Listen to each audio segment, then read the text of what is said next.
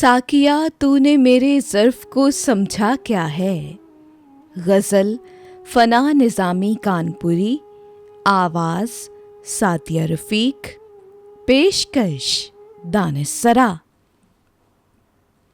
साकिया तूने मेरे ज़र्फ़ को समझा क्या है, ज़हर पी लूँगा तेरे हाथ से सहबा क्या है।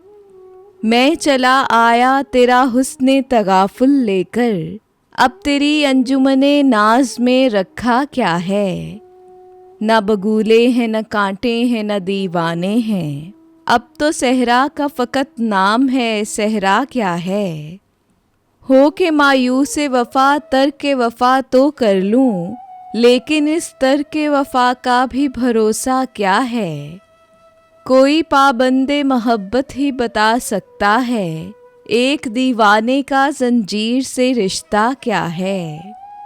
साकिया कल के लिए मैं तो न रखूँगा शराब, तेरे होते हुए अंदेशाए फ़रदा क्या है। मेरी तस्वीर गज़ल है कोई आईना नहीं, सैकड़ों रुख हैं अभी आपने देखा क्या है। साफ गोई में तो सुनते हैं फ़ना है मशहूर, देखना ये है तेरे मुँह पे वो कहता क्या है।